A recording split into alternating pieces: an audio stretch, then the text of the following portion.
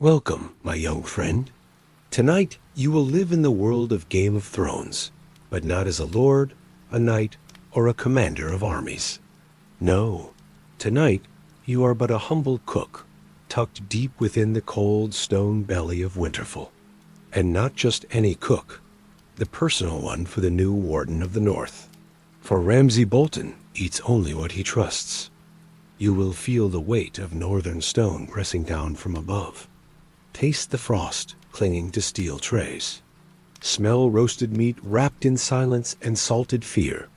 Your life is measured in ladles and footsteps, in how well you listen and how little you speak. Outside, armies gather. Banners rise, horses breathe like smoke, and war creeps ever closer. But you remain behind the walls, hearing it through timber and tension, feeding the hands that will throw steel into flesh.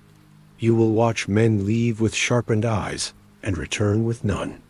You will see more blood on aprons than blades, and you will come to know what it means to serve power that does not blink. So settle in. Light is failing. The fires are stoked. The soup is salted. The wolves are watching. This is your story now. Don't forget to subscribe, leave a like, and share in the comments what world you want to wake up in next. Now we begin. You wake not from rest, but from habit. The kind carved into the ribs by cold floors and long kitchens. Your cot creaks under you, not in protest, but in rhythm. It knows this hour. Knows your breath before you give it, knows the boots you reach for in the dark. The halls of Winterfell are quieter than they should be. Not silent, tight, as if every stone has drawn in breath, waiting to exhale. You pass a boy from the stables, eyes swollen, fingers trembling around a stack of saddlecloths. You nod. He doesn't. The kitchen is already hot when you enter, though the fires were just lit. Heat clings to the stone like regret. Two butchers argue in low voices about the dogs again. One claims he saw them fed raw fingers last night. The other just shrugs and sharpens his cleaver. You check the trays. Cold pork fat curled at the edges. Turnip mash thick as mortar. Blood bread still too soft. You curse under your breath and slap the edge of the board with your palm. The flour leaps in surprise. You settle in. Above, the sounds of armor begin. Not drills. Not sparring. Polishing. Slow. Intentional. Men who clean blades not because they're dull, but because they're about to be used. And then, the voice. You know, Ramsay says from behind you, his tone like a blade through butter. They say he's bringing wildlings and crows. Not soldiers. Not knights. Just snow-covered mongrels with sticks. He snorts. No banners, no discipline, no prayer. Just ghosts in blackened mud. You keep your head down. Spoon deeper into the stew pot. He circles the room like it belongs to him, because it does. And yet, he adds, they believe they can take back my own. He pops a roasted root into his mouth and chews without looking at you. You'll double the meat in tomorrow's bread, he says finally. And no onions. I hate how they stick to the teeth. Then he leaves, just like that. The warmth he carried vanishes with him. The other cooks pretend not to have heard. You wash your hands. The water runs red. You hope it's beet juice. Outside, a raven lands on the window ledge. It doesn't call. It just watches. You wonder who it's watching for. You do not cook for praise. No one thanks the flame for not burning them. But the fire still works, and so do you. The ovens of Winterfell are never cold. Even when the snow outside sits thick enough to drown a lantern, the kitchens breathe with their own weather. Part smoke, part steam, part breath held too long. You wipe the handle of a pot and feel the hilt-shaped callus that's grown into your palm over the years. Not from weapons, from iron pans, from weight, from repetition. You've stirred more broth than most have spoken words. The upper hall is busier than usual. Not loud, careful. Footsteps with purpose. leather against stone, a silence filled with things unsaid. You see men moving in twos, speaking in threes, looking over their shoulders. You carry trays up the servants' stairs, 2 levels to the private rooms. There are guards posted where there used to be none. One of them nods to you. The other just watches your hands. Always the hands. The door opens before you knock. Mr. Walken takes the tray without a word. Behind him, Ramsay is at the window, one hand resting on the frame. He doesn't look at you. He's smiling at something far away, something only he can see. He'll come, Ramsay says softly, almost to himself. He always does. He can't help it, like a dog to the whistle. Walken says nothing, just sets the food down gently. Tell me, Ramsay calls out suddenly. You freeze. If you had to choose loyalty or fear, which keeps a man warmer at night, you don't answer. Not because you fear him, but because you know he's not really asking you. He turns slowly. Bring lemon in the next batch. It reminds me of better days. You nod and retreat without turning your back. The hallway feels longer than before. Later, in the courtyard, you pass a girl brushing ashes off the banisters. She hums a song you don't recognize. Her hands are wrapped in cloth, even though there's no wind. Someone says they saw the Stark banners again. Not flying, but folded, smuggled under a cart of wool. Someone else says the Boltons know, but let it be because it amuses them. At the edge of the kitchens, the kennels stir. The dogs don't bark. They only listen. And the sky? It's too clear for this time of year, as if it's waiting for the first drop. The morning fog is slower to rise today. It curls low in the yard, not with grace, but with weight, as though reluctant to lift. You watch it from the service entrance, a bowl in each hand, the steam from the soup mingling with the mist outside until it's hard to tell which warmth is yours. Inside, everything is louder than it should be. Not shouting, sharpening. Metal on metal. Buckles fastened twice. Swords lifted, lowered, lifted again. The kind of noise that doesn't seek attention, but demands it all the same. You return to the kitchens where breakfast for the guard is late, though no one says it aloud. The butchers are quiet now. One of them slices bread with a knife that was meant for meat.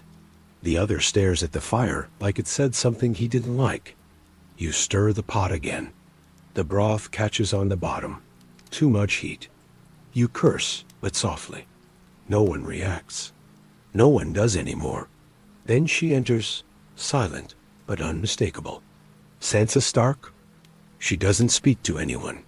Doesn't need to. Her presence pulls the warmth from the walls and replaces it with something brittle. She moves through the corridor with slow certainty, eyes forward, mouth unreadable. Behind her, the guards follow at a respectful distance, as if afraid to be too close or too far. You've seen her a dozen times since she returned, but it's always different. She carries herself like someone who's memorized pain and wears it as armor. The other servants lower their eyes.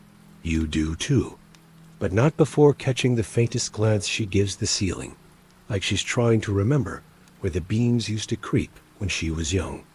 Later, in the meat cellar, you overhear 2 men talking while carrying sacks of salt. One swears he saw Jon Snow's banner flying north of the hills.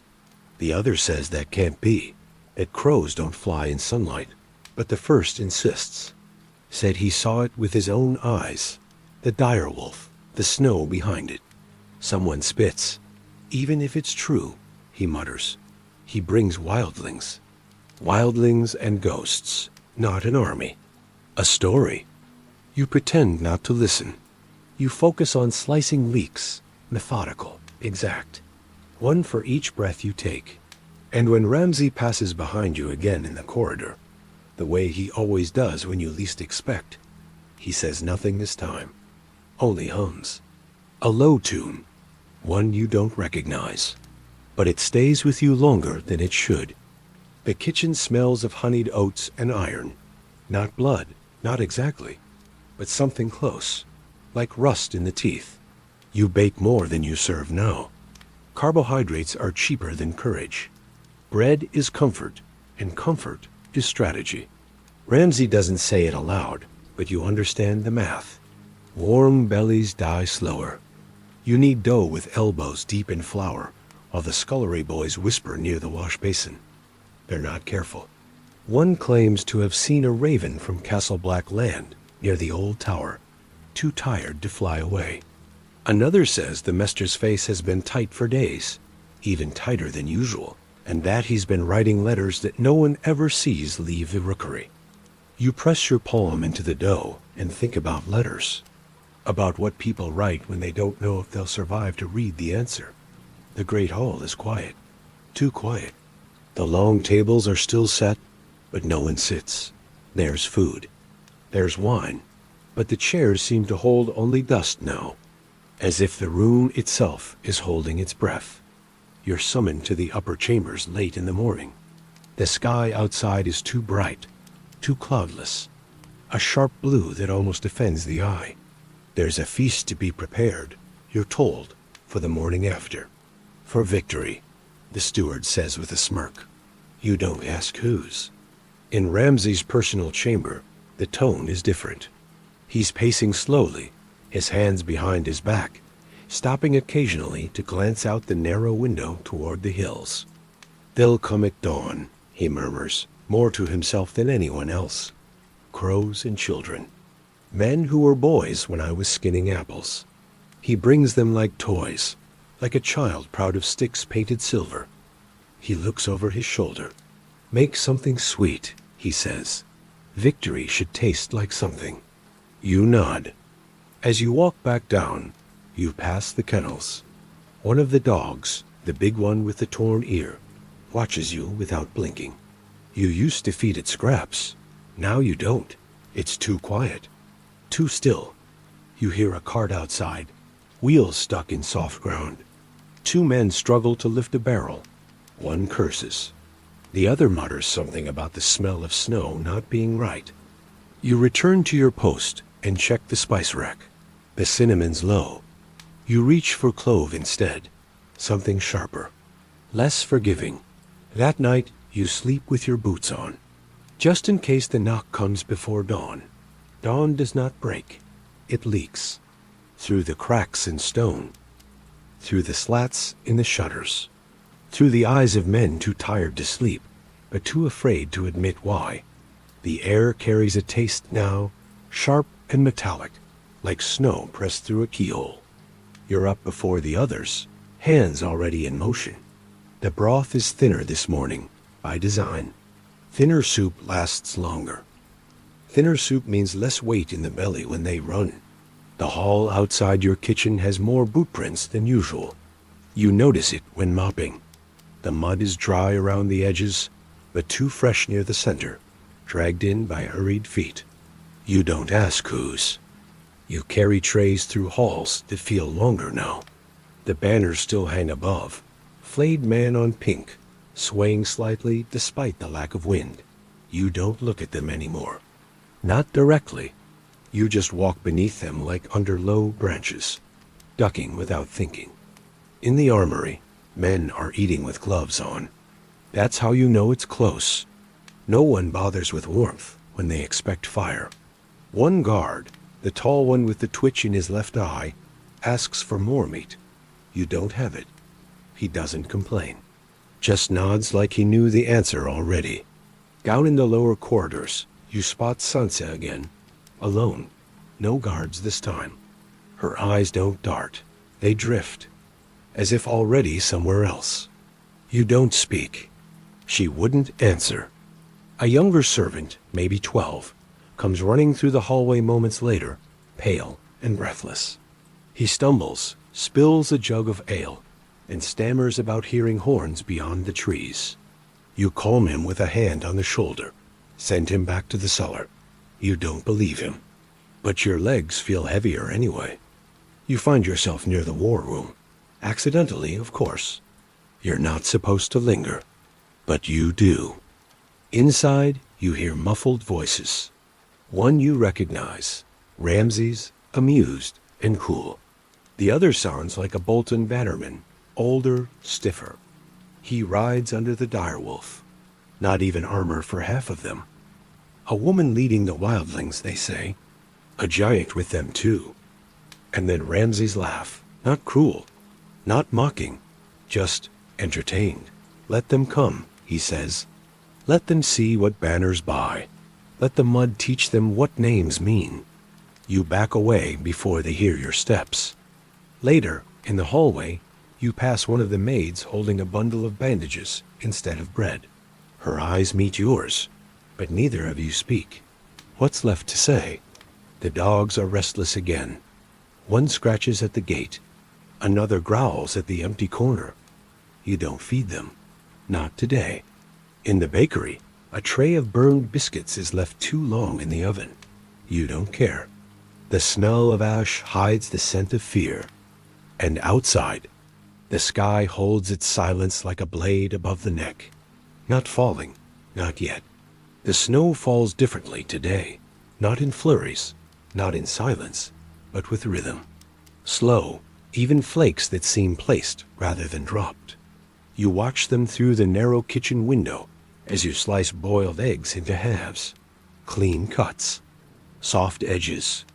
Inside, the routine reasserts itself like an old friend returning after a tense argument. The washboys argue over who forgot to scrub the pot hooks. The baker hums tunelessly while stirring dough. A cask of milk arrives late, the driver cursing the icy path and one useless wheel. You breathe a little deeper. The upper corridor smells of damp stone and pine oil. Someone's cleaning again. A steward passes by, balancing scrolls under one arm, lips moving as if rehearsing a message not meant for you. You catch one word, ravens. Nothing more. You work in quiet, not dread, not ease, just rhythm. You salt the roast. You cool the pies. You count each step from storeroom to oven, from oven to platter. 17 steps. Every time. The same.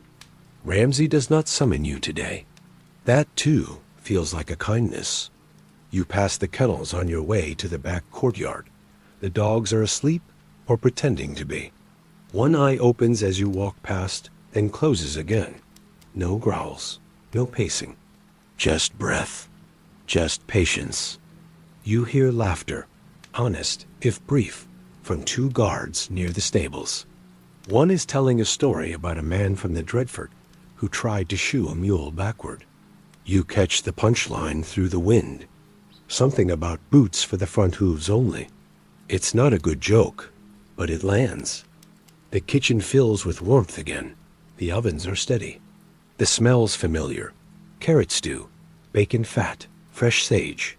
You line up wooden bowls, one after another, each with its own shape and scar, as though the wood remembers being held. You notice a mouse near the hearth.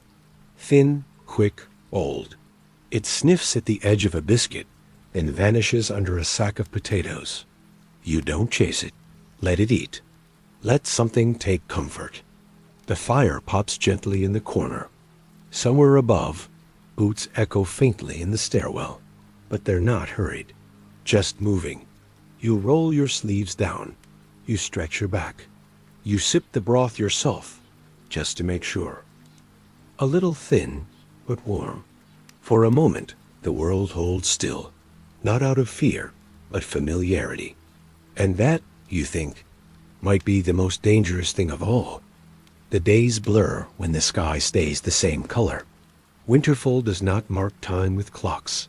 It breathes by meals, by when the stew thickens, by how long the bread takes to rise, by when Ramsay eats and when he doesn't.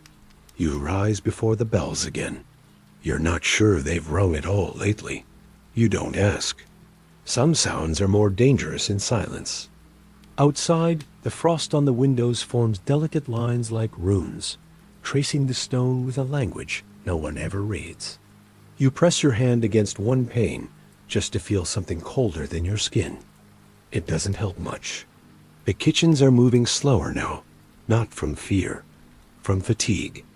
Hands don't argue, they simply move. The younger ones speak less. Even the gossip has gone quiet, but not gone. It simmers. You overhear an older cook whispering to the assistant baker.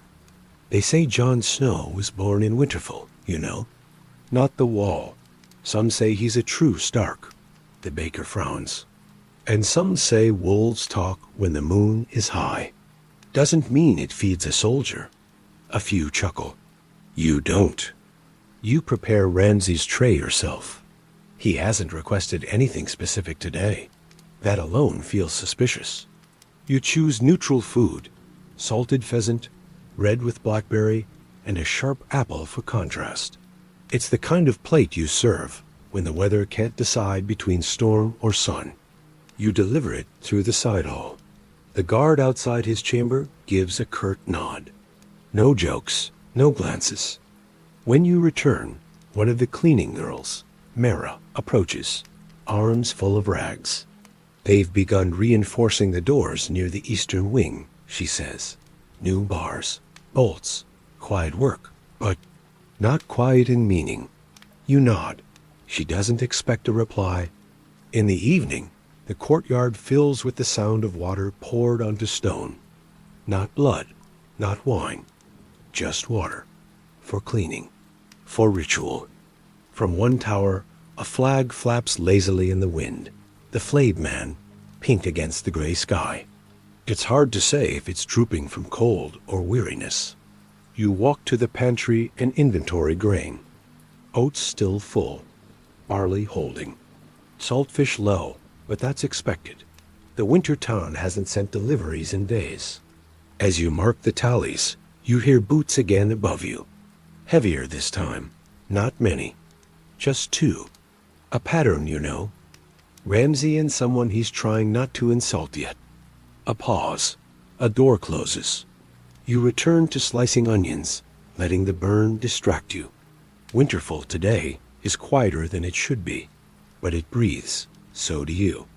The pantry is colder than usual this morning. Not from winter, from silence. Even the mice have grown still. You wrap your hands in cloth, not just for the cold, but to keep from feeling the pulse in your own fingers. It's too loud lately. You prepare the morning tray for Ramsay yourself. You've done it for years now, but it's different when he hasn't spoken in 2 days, when even his footsteps have gone quiet. You place soft bread, boiled eggs, smoked trout, and a slice of sharp goat cheese onto the silver dish. Nothing sweet today. He didn't ask. When you enter his room, the fire is already burning. He stands by it, facing away, one arm behind his back. He does not turn as you set the tray down. You've stopped putting honey in the tea, he says, after a long moment. You hesitate, just slightly. The cone ran dry. The bees froze early this year. He turns his head slightly, not enough to meet your eyes, just enough to let you know he's not finished. Frozen bees. A shame. I always liked their work ethic. You start to step back. I had a dream, Ramsay says, voice low, that I was eating and the food bit back. You pause again. Should I change the menu? You ask carefully. No, he says, finally turning. Just be sure it's dead next time. He smirks. That same smirk he's worn since before you had gray in your beard, and begins cutting the trout with a small, deliberate knife. You bow your head and step out. In the hallway, your breath feels warmer than the air. You carry the linens toward the upper chambers. Sansa has been kept near the northern wing. She walks the corridors sometimes, not aimlessly, not fearfully, as if mapping something no one else can see. You round the corner and find her by the window. She doesn't startle. You think she heard you coming. You walk lighter than the others, she says, not turning. Old habit, you say. Makes the pots rattle less. She gives a small nod, almost amused. Her hands are folded before her, but tight. Not from cold, from pressure. From holding something in? You've been here long? She asks. Long enough? She turns now just slightly. Her eyes are sharp, but not cruel. And how long do you think it takes? For a place to forget what it was? You think for a moment. I don't think it ever does, you say. It just waits for someone to remind it. She looks away again, but not out the window. Down at her hands. You make the broth? She asks after a pause. I do. She nods again. You put time in it now. My mother used time. You don't answer. You don't have to. She walks away after that. No farewell, no scolding, just silence. Like she left a weight on the floor behind her. Back in the kitchens, you start boiling water again. The steam fogs the glass. Outside, snow begins to fall once more. But inside is memory. Warm and sharp and still alive. The courtyard is being swept again, though the snow refuses to obey. It keeps falling, not in anger, but in indifference. As though it too has a duty. You watch from the kitchen threshold, arms folded, the smell of lentils and marrow still clinging to your sleeves. Inside, the rhythm continues. Flour is counted. Salt measured. Knives wiped clean and placed exactly where they belong. You move between ovens and basins with a tired precision that only years can teach. The other cooks follow your lead, not because you command, but because you never misstep. By midday, Ramsay sends again, not for food, but for wine. Strong wine. You deliver it yourself, because you know better than to trust someone else with it. He's seated this time. The dogs are silent in the corner.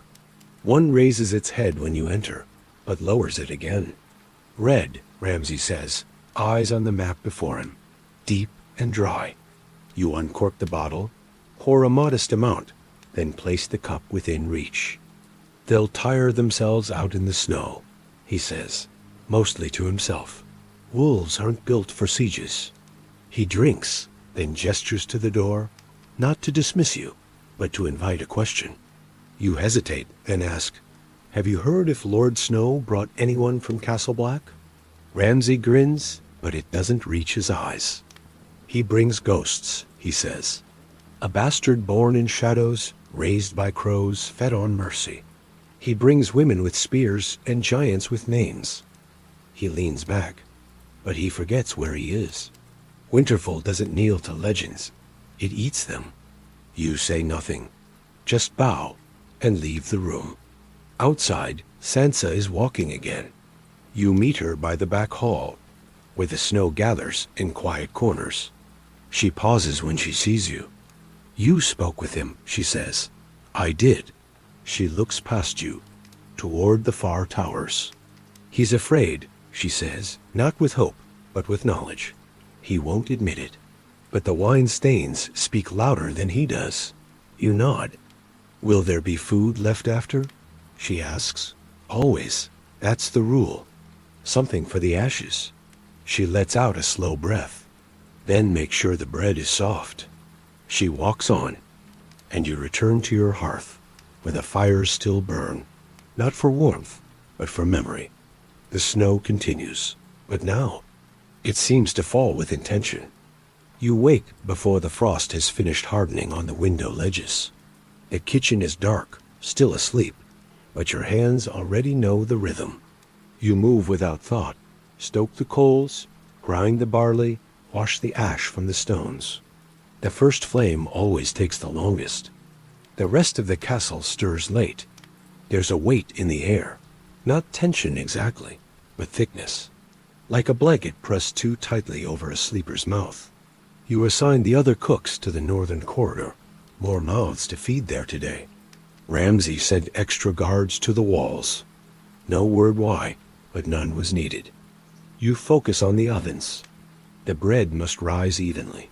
No cracks, no burns. It's not just food, it's reassurance.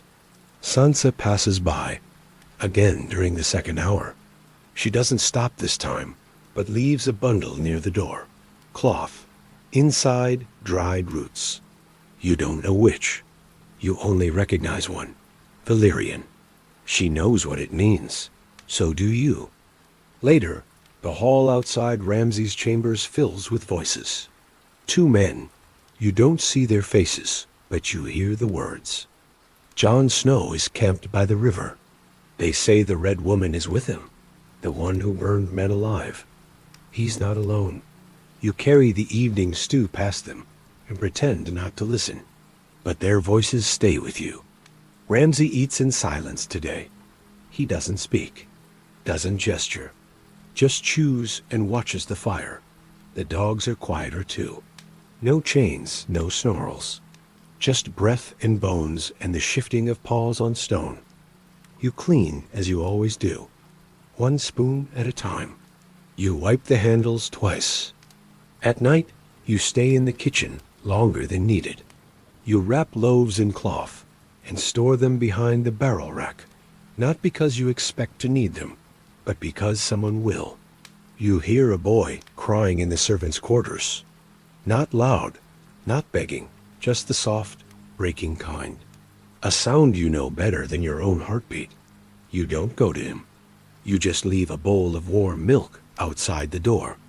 Tomorrow may not come the same way, but the bread will rise, and the fire will hold. And you, a cook in the shadow of banners, will still remember how to keep people fed, even when the world forgets what hunger is. The kitchens are warmer than usual tonight, and not because of the fires. The heat comes from bodies, too many of them packed into too small a space, each with something in their hands and something on their minds. Pans clang, spoons scrape bowls, and the smell of onions drowns out the scent of worry for a while. You take your usual place near the back hearth, stirring the lentils and cutting strips of salted pork. Around you, the night begins its ritual, not in prayer, but in talk. Brun, the older butcher with a twisted thumb, is the first to start. I heard they've got dragons in Mirain, he says, voice full of certainty. Big ones, fly at night, eyes like lanterns, melt stone walls with their breath. Across the room, Teb, a lanky stable boy turned kitchen hand, snorts. Mirain? Where's that then? South of Dorne? Nah, says Mela, wiping her hands on a cloth. It's east. Past the sea, near Valyria. Maybe. Or was it past the sand steppes? It's not real, says Garin, a short man with burn scars across his forearms. None of it. Just stories sailors tell when they want free ale. But Brun continues, ignoring him. This queen, this Daenerys, she freed a whole city, slit the throats of the masters, burned their fleets. Now she rides around with an army of eunuchs. Eunuchs? Mela blinks. All of them? So they say. Teb leans closer, raising an eyebrow. How do they fight without, balance? Someone laughs. Someone else coughs to cover it. You say nothing at first, just stir slowly. Then you speak without looking up. I saw a raven scroll once, months back. From the east. They go quiet for a moment, a kind of quiet that listens hard. It said her dragons are real, you say. Chained in a pyramid, one broke loose. Burned 10 men before flying off. Why would she chain them? Mela asks, wrinkling her brow. Because fire doesn't ask who it burns, you reply. The room stays still a moment longer, until Garin chuckles again. Doesn't matter. She'll never come here. Never seen a dragon survive northern snow. Brun grins. I bet if one flew over Winterfell, Ramsay'd offer it a kennel. Mela raises a brow. And a sausage. More laughter. Real this time. You keep stirring. The talk turns to other things. To the wall. To rumors of giants and shadows and wolves as big as carts. Teb swears he once saw a crow man riding a mare. Brun insists the Ironbank owns half of Westeros. No one knows if they're lying, least of all themselves. The snow outside continues to fall. Slow, quiet, steady. And you, the cook who listens more than he speaks, tuck the finished loaves into cloth and think about dragons that don't melt in the cold, only in stories. The night deepens, but the hearth stays full. The cooks have finished their duties, yet none of them leave. There's something about shared warmth that keeps people longer than they mean to stay. You sit on the overturned crate you always take when the others are around. It creaks like it resents the weight of old bones and older silence. Mela finishes drying the last of the spoons and plops down across from you, tossing a cloth over her shoulder. Do you think the queen's hair is really silver? She asks, not looking at anyone in particular. They say it glows in torchlight. Teb nods. Aye, and her eyes are purple, like midnight wine. Garin smirks. Or bruises. Brun leans on his elbow, clearly enjoying the game. I heard she talks to her dragons in Valyrian, real quiet-like they're children. They are children, Mela says, serious now. She calls them that. The scrolls say so. You raise an eyebrow. You read scrolls? She shrugs. I listen to men who do. Doesn't mean they're right, but it's better than listening to you lot. Laughter again. Low and tired, but warm. The kind of laughter that sits close to hunger. Garin stretches his legs out. What I don't get is why she doesn't come now, with all those ships and armies. If she hates the Lannisters so much, why not sail to King's Landing and roast the throne? Brun scratches his jaw. Maybe the sea's too cold. Or maybe she's smart. Waits for men to die fighting each other before she picks the bones. She's waiting for something, Mela says. Something big. They go quiet at that. You shift your weight, slow and steady, and glance toward the coals. Or maybe she's just tired. They look at you. Maybe she's not the fire everyone's waiting for. Maybe she just wants to go home and forgot where that was. Mela tilts her head. And where would home be for someone like her? You don't answer. You go back to slicing a loaf no one asked for. A beat of silence. Then Teb says, My uncle told me there's a place beyond the sea where the dead don't rot, where they just walk and walk forever. No sun, no sleep, just cold. Mela shivers. That's not a place. That's a curse. You sure there's a difference? Brun asks. Garin raises a brow. And your uncle, Teb? He's seen this place? Teb grins. Saw it in a dream. After drinking 3 cups of black beer. Now they all laugh. Even you. The coals pop. The bread cools. Somewhere above, a horn sounds. Once, low and distant. A patrol returning, perhaps? But here, beneath the stone, the talk continues. About dragons and queens, about ghosts and thrones, about places none of them have seen, but all of them imagine. And you, the man who's seen too much to believe in any of it, just keep slicing bread, one piece at a time, because tomorrow will come, whether or not the dragons do. By morning, the castle breathes differently, not louder, not quieter, just older. Like stone learning how to groan again. The air hangs heavier in the halls, as if it carries memory instead of smoke. You feel it most when passing through the laundry corridor, where frost clings to the iron sconces and wet cloth smells like iron. There are whispers now, not voices, but shifts in tone, pauses in routine. Servants walk with shoulders tight and eyes half lowered. No one runs, but no one strolls either. In the kitchens, the fire cracks too soon and the embers fall apart too early. You don't say anything, just feed it more wood. Mela arrives with her usual linen bag, only today it's pressed flat. Less to bring, less to plan for. She leans against the wall and watches you work. You dice roots without looking at her. Another raven arrived, she says. Saw it come in just before dawn. You nod. They didn't read it in the hall, just carried it straight to Lord Bolton. Still you nod. Brun arrives, muttering to himself and dragging a crate of beets. 10 crates came in yesterday, he says. Only 5 this morning. I think the riders are being turned back. Not enough men at the crossings.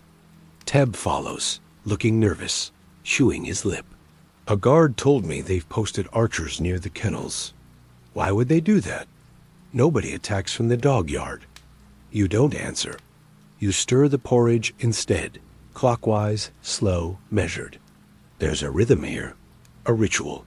And in times like this, rituals matter. Later, while setting trays for the upper chambers, you pass 2 soldiers near the stairwell. Their voices are low, not urgent, but tightly wrapped around something unspoken. The banners are real, direwolf and all. Ramsay laughed when he heard. Called them a pile of cloaks and savages. Still, they've got numbers. And Snow's not stupid. He wouldn't come without knowing something. Or someone. You walk past, balancing a tray of dried figs and salted beef. They lower their voices further, and you don't try to hear more. Outside the kitchen, by the corner hearth, Garin kneels by a loose stone, carving something into the soot-darkened wall. A habit. He thinks no one notices. What are you writing this time?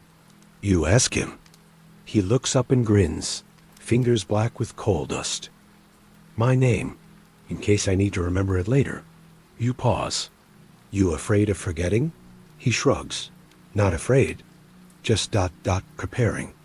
You nod and hand him a heel of bread before walking away. Upstairs, the windows begin to fog. Someone lights the torches early. The light doesn't help much. It just stretches the shadows out longer. By nightfall, the kitchen is quieter. Less chatter, fewer hands. Even Mela speaks less. You clean the knives slowly, not for sharpness, but for control. The cold has sunk into the stones now, and when you walk, your boots echo. Outside, Winterfell is still, but inside, you swear the walls are breathing again. And they remember. You dreamt of boiling water last night, not scalding, just endless. Bubbling slow, never cooling, never boiling over. Like waiting for something that knows you're watching and won't show itself until you look away. When you wake, the dream doesn't leave. It lingers in your joints, in the ache of your left shoulder, and the hollow knock of the pan when you set it too hard on the stove. Everything feels slower today. Or maybe everything else is rushing while you try to move like always. There's no shouting in the halls, but there's absence. Where a servant used to pass every hour, now there's just air. The cellar boys haven't come up for fresh water. The washing girl hasn't brought back the cloths. Even the hounds. You haven't heard them all morning. The kitchen runs, but not at full pace. Even the ovens seem to crackle more carefully. Mela doesn't look at you when she arrives, just sets down her bundle and begins chopping onions with too much force. You let her. Teb comes in late, sweating despite the cold. They're not letting anyone up the east tower, he says, dropping a sack of carrots like it's full of bones. Said something about watch lines.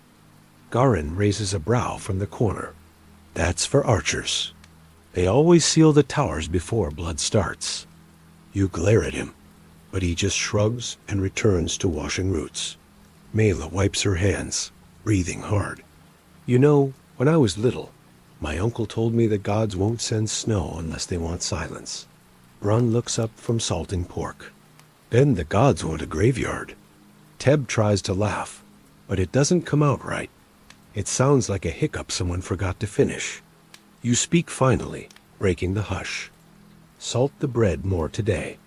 It'll keep longer. They nod, because none of them want to say what they're thinking.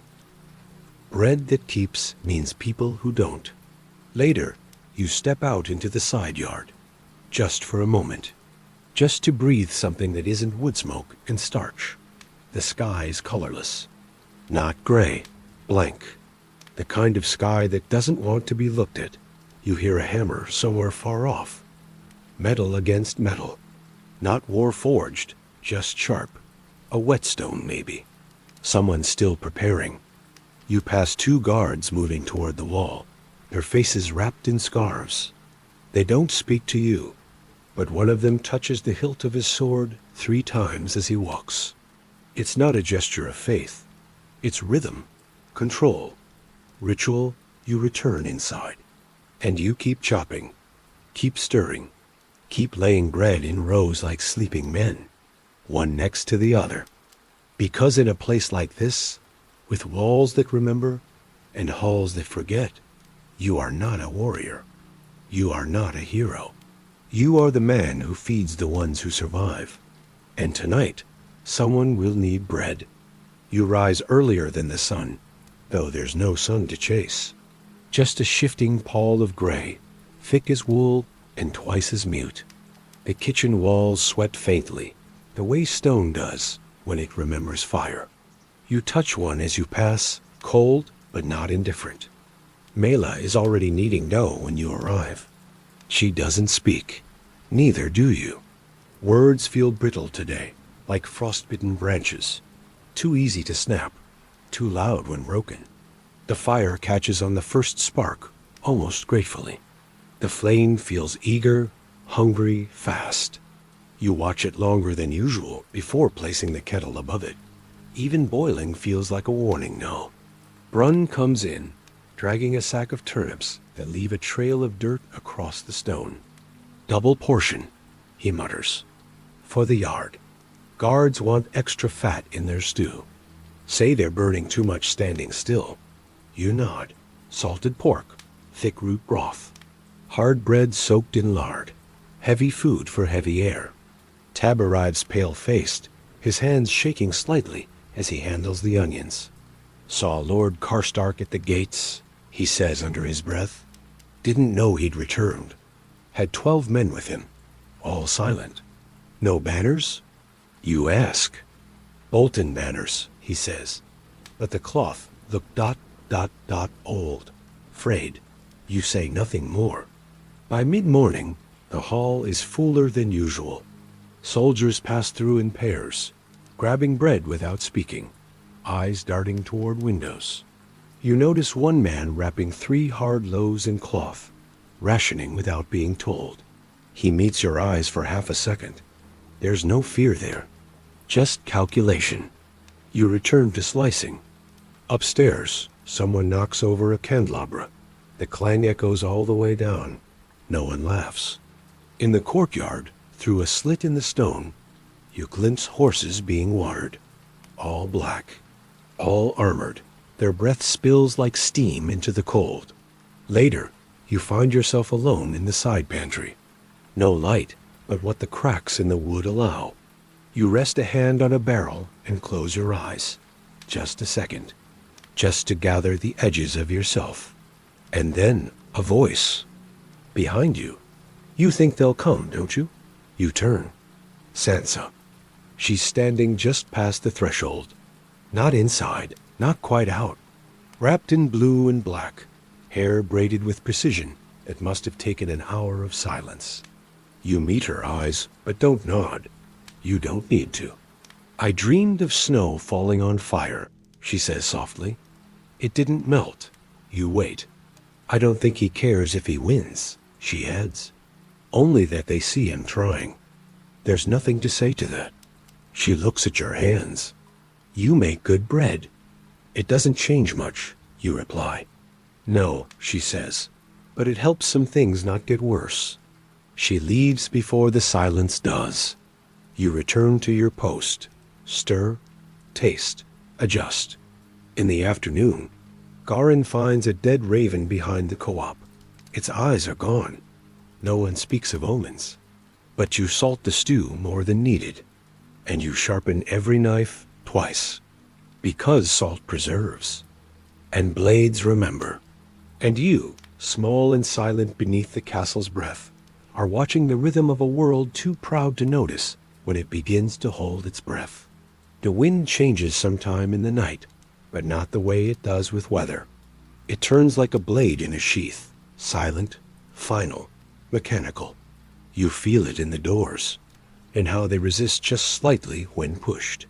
In the cold, which clings more tightly, as if afraid of what might follow. You light the fire the same way you always do. You tie the apron the same number of knots. But your hands betray you, not with trembling, but with care. Every motion takes longer, like your muscles want to etch the moment into memory. There's no bird song outside, just the low clink of mail being tightened, somewhere in the outer bailey. And the boots, always the boots, pacing without direction, moving without destination. The rhythm of men trying to wear down waiting itself. Teb doesn't speak this morning. He just takes the potatoes and starts peeling, slowly, the shavings curling like dead leaves. Brun arrives later, face unreadable, and begins chopping with dull repetition. I had a dream last night, Mela says, finally breaking the quiet. Her voice is soft, but not uncertain. Was it good? You ask. No, but it was clear. No one laughs. Even Garin doesn't press her for more. Outside, the snow has turned powdery again. Easier to walk through, harder to leave prints.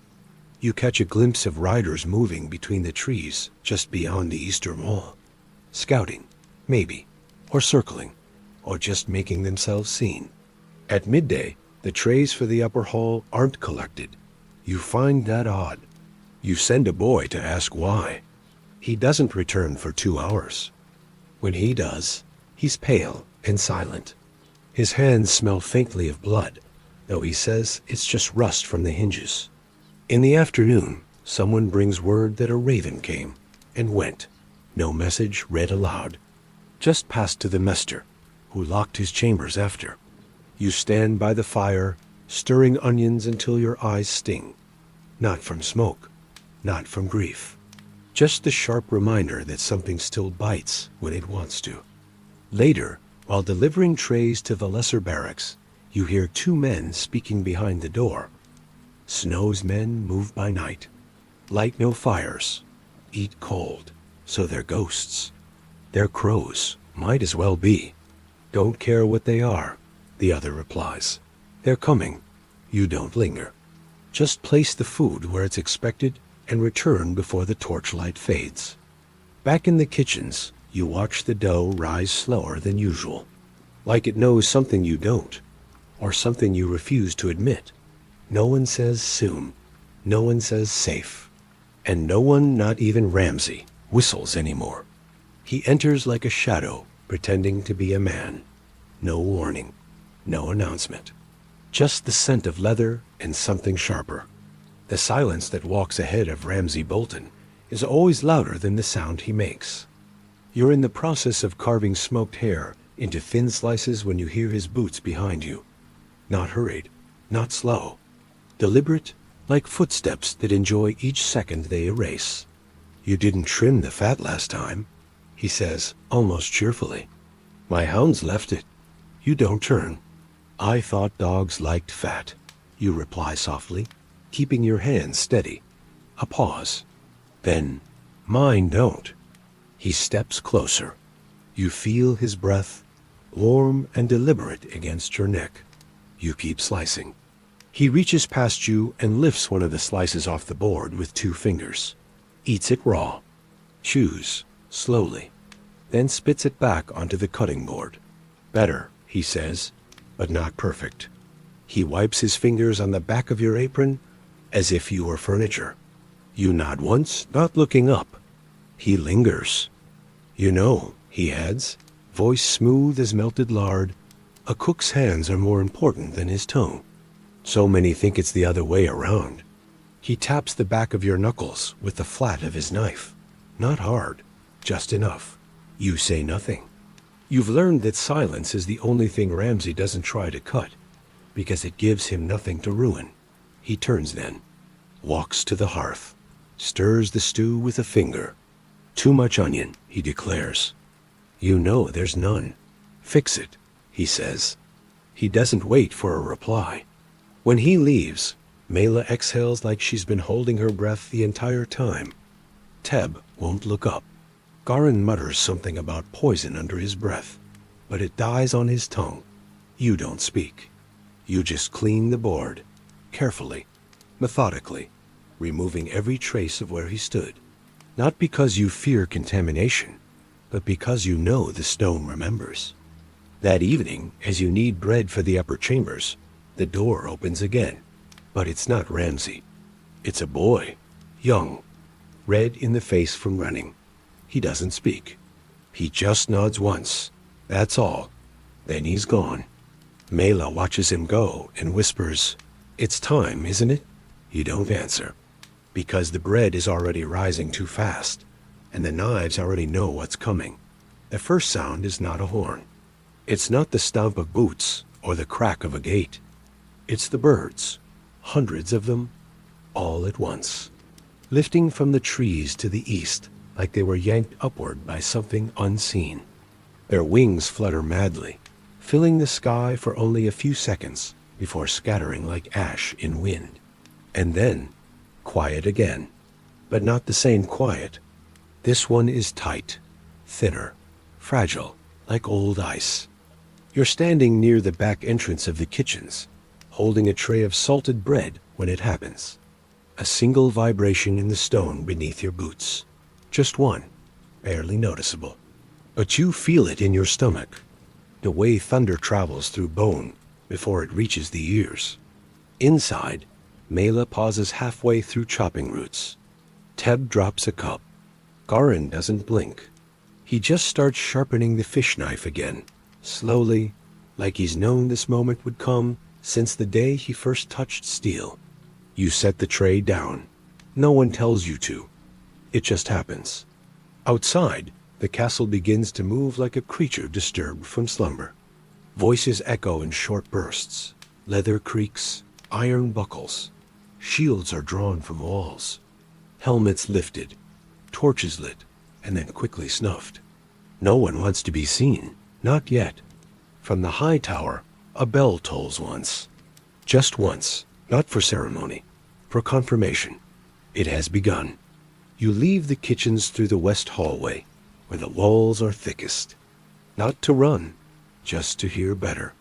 Ramsay's voice cuts through the cold like a knife through overcooked meat. "Let them come," he says. "Let the crows throw themselves at stone. We'll feed what's left to the dogs." No one laughs. Not even him. In the courtyard, men stand shoulder to shoulder in tight lines. Eyes forward, jaws locked. Some chew nothing. Others pray without moving their lips.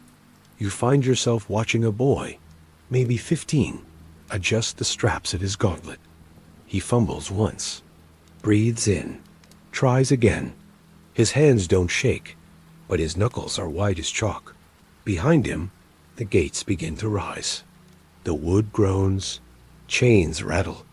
Air rushes in like it's been waiting. And far beyond, in the open field of snow and rot, you see them. Shields, banners, black, gray, blue.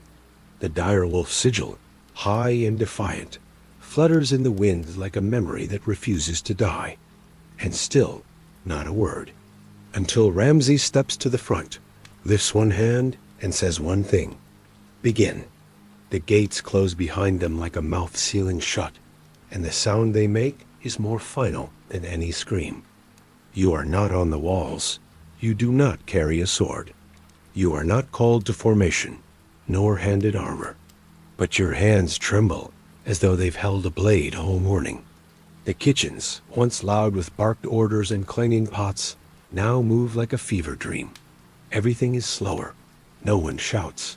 They whisper. They gesture. They guess. You stir a pot of bone broth that's already finished, just to keep moving. Mela is slicing bread so thin it falls apart under the knife. Run salts meat that no one asked for.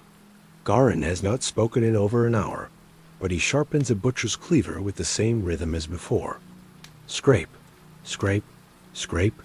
The sound outside changes. It starts low, like wind clawing through branches, but rises, not a roar, not yet, just a build. Hooves, metal, men, the thump of bodies against dirt, the shudder of snow displaced by too much motion.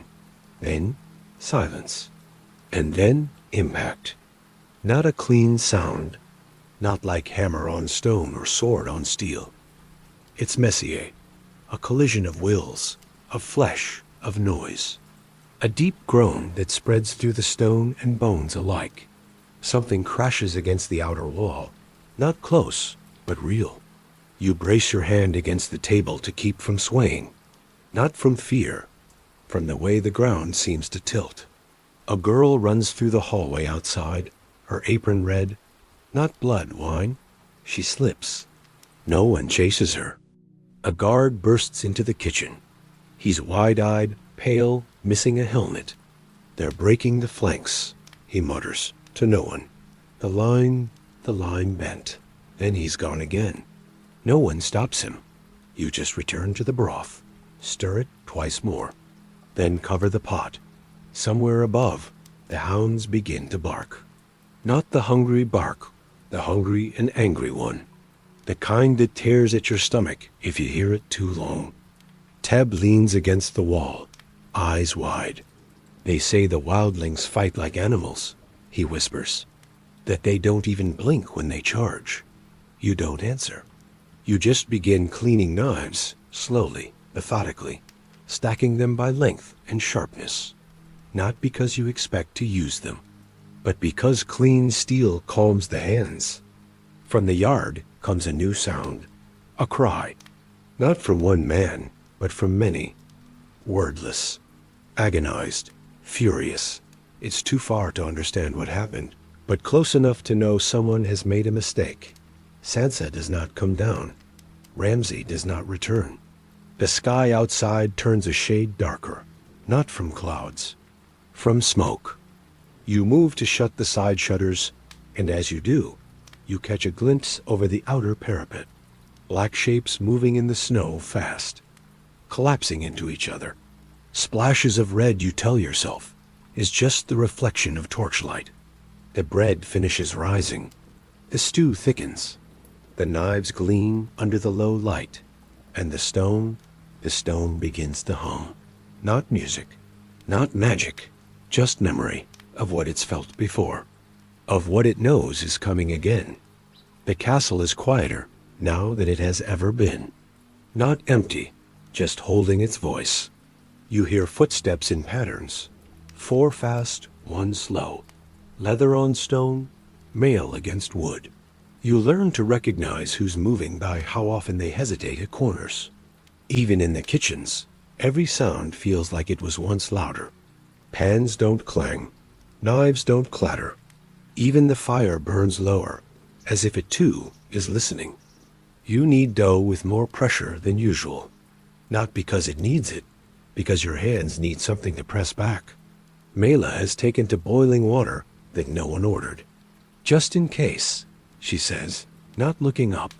No one asks, in case of what? Garin sharpens hooks now. Meat hooks, there's no meat to hang. But the rhythm comforts him. From beyond the stone wall, you hear no screams, just motion. Like the world is pacing in place, gathering itself before the lunge. The sky above Winterfell has begun to dim early, though it's not yet dusk.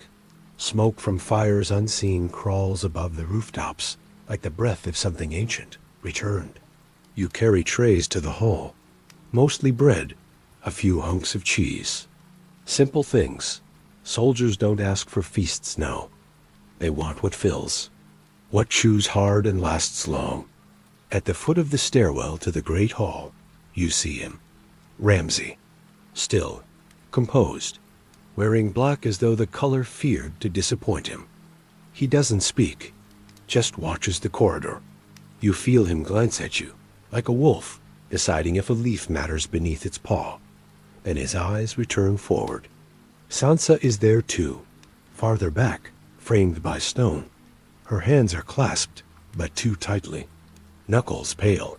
No one speaks between them. You do your job.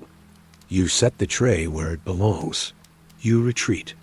Back in the kitchen, someone says they saw a raven try to land and get shot down. Someone else claims they heard Lord Umber arguing in the tower. No one confirms anything. Outside, the stables have emptied. The farriers have vanished. Even the dogs have stopped barking. Only one hound remains visible, chained beside the outer wall, pacing in a tight circle, ears low, lips drawn back, as if it can smell thunder. The castle walls begin to creak again. Not from age, but from tension. You sharpen a paring knife, though it was already sharp. You clean a pot that isn't dirty. You wipe your hands again and again. Then you hear it. One single horn. Not from inside, not from Bolton men, but distant. Measured, low. The kind of sound that isn't a warning, but a promise. There comes a point, just before a storm, when even the smoke stops rising. The air thickens. Not from weight, but from watching. As though the castle itself is holding its breath, waiting to see which stone will crack first. You walk the corridor from the cold stores to the kitchen with a crate of onions, and something about the silence makes your ears ring. Not from noise, from the absence of it. Even your steps seem muffled, as if the floor no longer trusts sound. Guards who used to joke now stand with their backs to the wall, eyes fixed ahead but unfocused. One of them, Brett, you think, has his hand on his sword pommel, not gripping, just resting. Like a man trying to remember what purpose feels like. At the corner of the lower courtyard, a blacksmith is hammering without fire. Just steel against steel. No shaping, no reason, just rhythm. You pass him without speaking. He doesn't look up. In the kitchens, the routine is frantic, but quiet. Boiling, chopping, seasoning, all without orders. Everyone knows what to do, not because they were told, but because there's nothing else left to do. Teb is slicing roots that no one asked for. Mela has salted 3 entire slabs of meat. Unnecessary for the day, but her hands won't stop. Garin has begun organizing knives by sharpness, by handle, by reach. No one questions it. You glance at the hearth. The flames burn low, steady, but even they look nervous. Someone in the hallway whispers about a raven that arrived with no message. Just a black feather and a torn seal. Another claims they saw Lady Sansa in the ramparts at dawn, unmoving, eyes fixed on the far line of trees. You find yourself watching the sky more than usual, not for clouds, but for motion. A shift in birds, a dark line where none should be. Something your eyes can't name, but your gut already knows. In the outer halls, Ramsay's men move with purpose, not speed, buckling armor, sharpening pikes, tying leather straps with hands that don't shake, but don't sweat either. It's the stillness of men who fought before and believe the next fight is already written. You carry food to a chamber near the tower and pass 2 men arguing over the banner arrangement on the gate. Stark colors won't matter, one says. They'll matter to him, the other replies. No one names him, but the way they say, it makes your throat dry. Back in the kitchen, the door creaks once, and then again, not from wind, from weight. You look up, expecting Mela, but it's a raven, perched on the window ledge, still, watching, not cawing, not flapping, just there, watching. You stare at it too long before it finally turns and vanishes into the gray. No one speaks. You return to the hearth, stir the pot twice, taste it once, then cover it again. It's ready, but no one is hungry yet. The soup simmers, not because anyone will eat it soon, but because turning off the flame feels like admitting something final.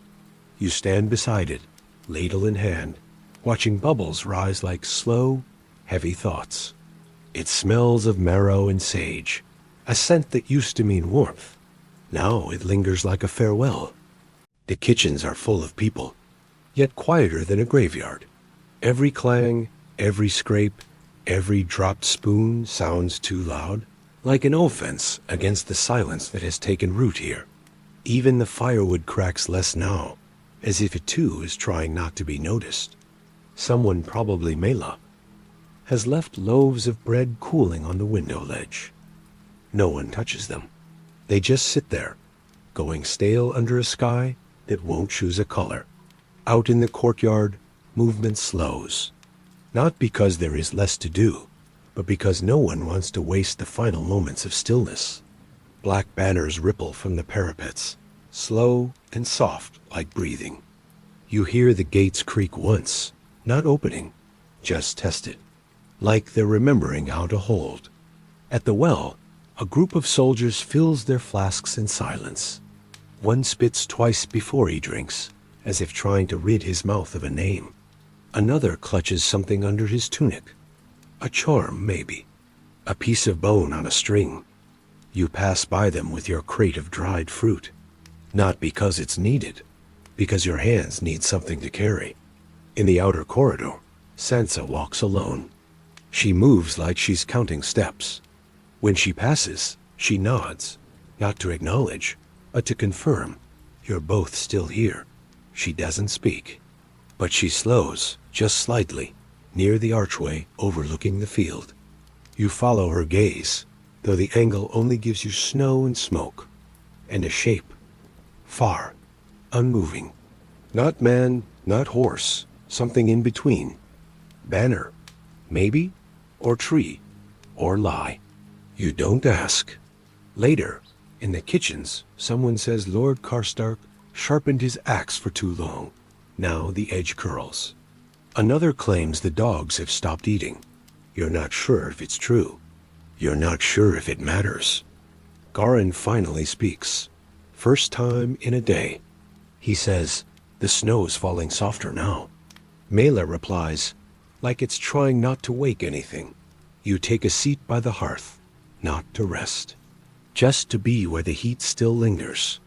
You close your eyes for a moment and dream out of blood or banners or wolves. You dream of salt, poured over meat, and a voice whispering, it'll keep longer this way. You wake before the bell, not from noise, from something under the skin, a shift in the weight of the air, as though the sky above has leaned closer in its sleep, and the castle noticed. The hearth still breathes faint orange. No one stoked it. No one dares. You stretch your legs, but it feels like walking through broth, thick, slow, uncertain. The stone underfoot is colder than usual, not the kind of cold that creeps, the kind that arrives suddenly, with purpose. Teb is already awake, cutting onions that don't need cutting. His hands move well, but his face has stopped trying to hide that it's afraid. I heard the ravens are gone, he mutters, all of them. You nod, not because you believe him, but because it doesn't matter. Outside the kitchen, the halls echo wrong. Not with sound, with the memory of sound. Where once was shouting, boots, clatter, now only cloaks brushing walls, and people choosing where not to step. You pass a servant girl near the laundry. She's folding blankets, but each fold is slower than the last, as if the fabric weighs more than before. Her eyes are hollow, her mouth moving, but not in words. Just motion, like she's remembering a prayer she forgot long ago. On the eastern wall, a scout returns. He says nothing, but his face says everything. He walks past without saluting, and no one stops him. Upstairs, the battermen speak in low tones behind thick doors. One opens briefly as you pass. Inside, maps, flags, fingers pointing. You don't hear names. You do hear the word imminent. In the back pantry, someone's left a single piece of parchment pinned to the door with a knife. No words, just a charcoal sketch of a direwolf.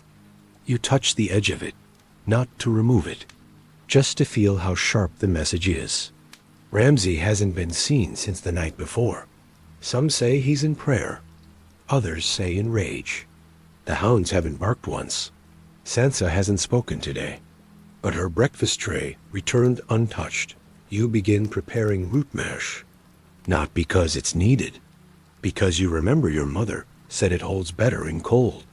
As you stir, the ladle trembles in your grip, not from nerves, from the faintest vibration in the stone beneath your boots. Not loud, not even rhythmic, just there, like thunder, waiting to choose a direction. Mela drops a spoon. It rolls under the prep table. No one bends to retrieve it. Somewhere, above and behind you, a horn sounds. Not close, but not far. Not short, but not urgent. A warning wrapped in silk. The kind of sound that doesn't tell you what is coming, just that it no longer waits. The second horn doesn't sound, but the silence it leaves behind is louder than before. You find yourself on the steps near the courtyard, carrying a basket of boiled turnips for the night guard.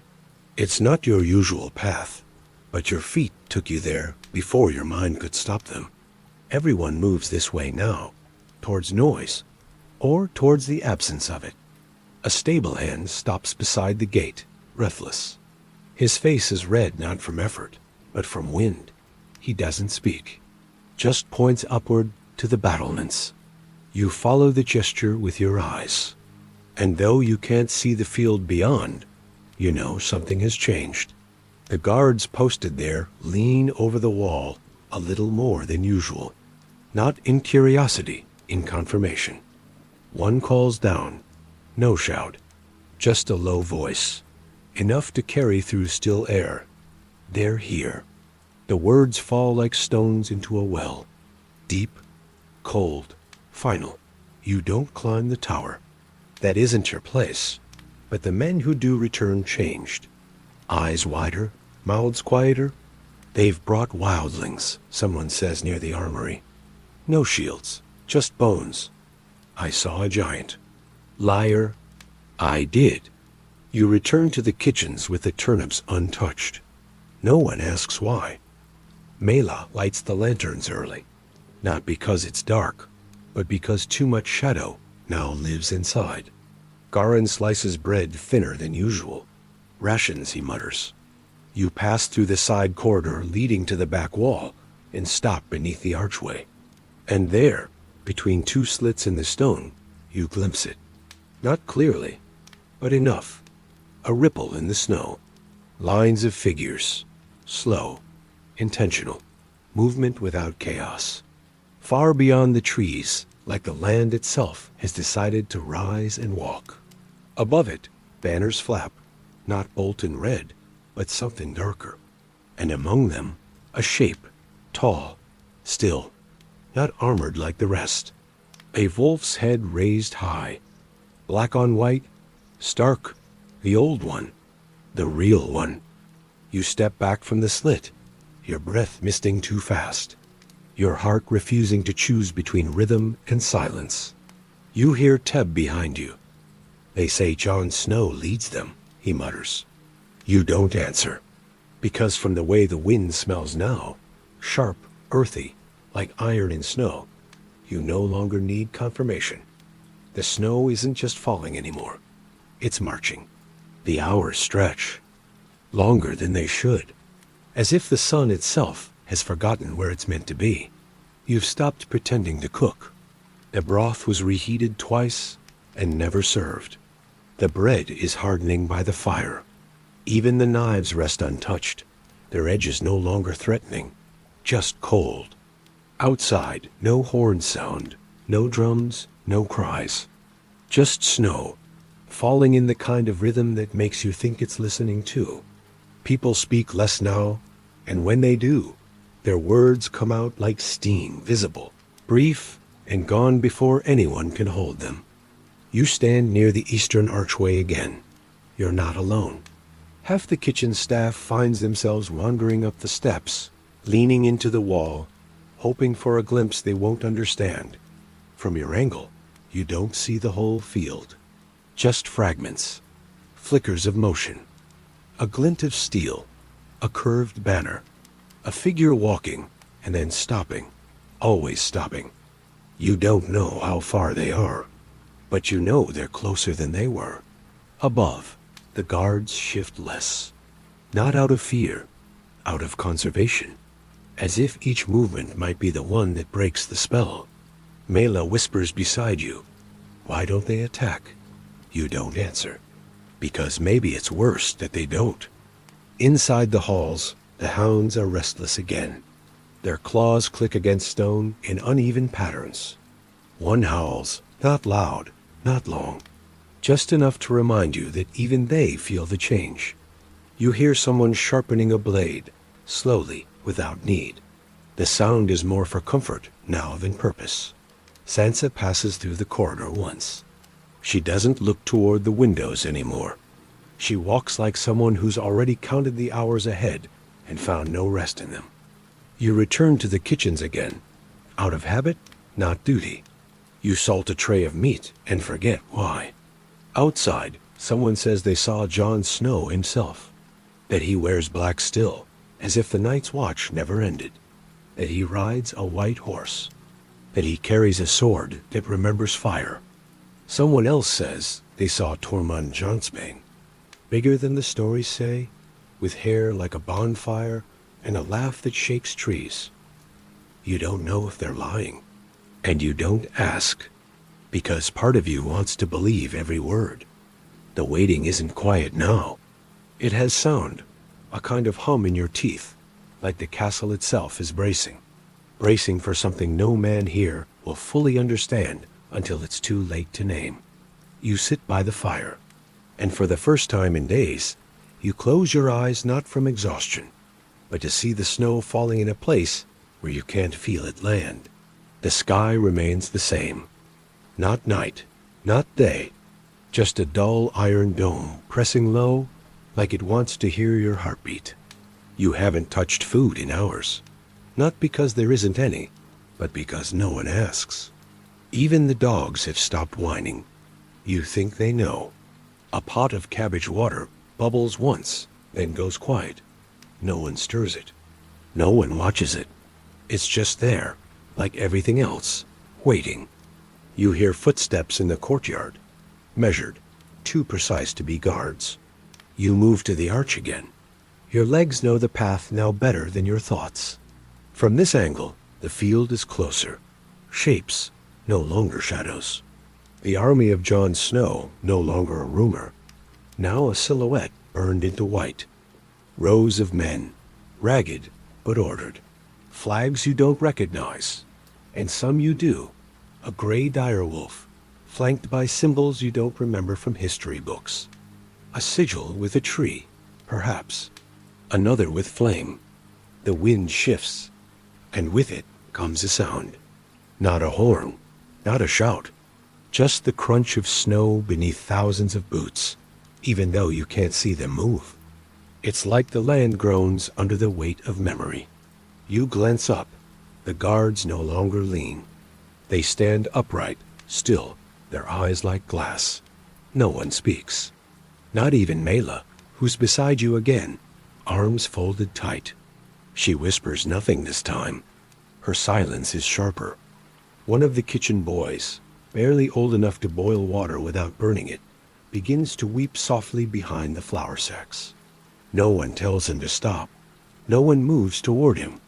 They just let him cry. You hear the hounds again, not barking, growling, deep in their throats, as if something outside is speaking to them in a tongue too old for men.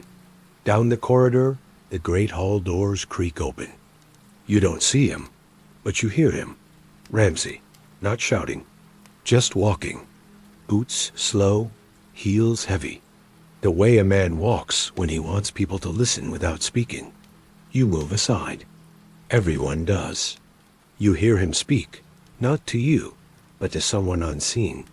Let them come. Let them march. Wolves die faster in open fields. No laughter, no smugness, just words. Cold and measured, like stones dropped into water too black to reflect. And then he's gone. You look back out at the snow, and this time you swear it's falling upward. You don't exactly remember how you ended up back in the kitchens, only that your feet brought you there, as if the very stones of Winterfell had taken hold and carried you through instinct, not thought.